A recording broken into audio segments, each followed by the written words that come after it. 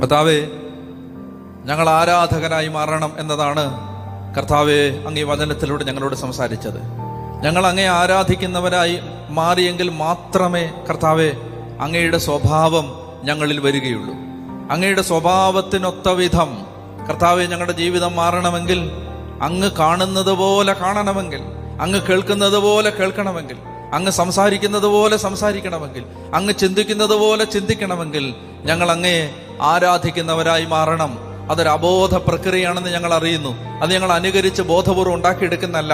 ഈശോയെ ആരാധിക്കുന്നവരിൽ ഈശോയുടെ സ്വഭാവം രൂപപ്പെട്ടു തുടങ്ങും. കർത്താവെ, ഞങ്ങൾ അങ്ങയെപ്പോലെ പെരുമാറുന്നില്ല, അങ്ങയെപ്പോലെ ചിന്തിക്കുന്നില്ല, അങ്ങയെപ്പോലെ സംസാരിക്കുന്നില്ല, അങ്ങയെപ്പോലെ ഇടപഴകുന്നില്ല, അങ്ങയെപ്പോലെ കരുണ കാണിക്കുന്നില്ല. ഞങ്ങൾ അങ്ങയെ ആരാധിക്കാത്തത് കൊണ്ടാണ്. കർത്താവെ, അങ്ങ് ദൈവമാണ് എന്ന ബോധ്യം, അങ്ങയെ അനുകരിക്കാൻ ആരാധിക്കാനുള്ള ദാഹം ഞങ്ങളിൽ അങ്ങ് നിറയ്ക്കണമേ എന്ന് ഞങ്ങൾ പ്രാർത്ഥിക്കുന്നു.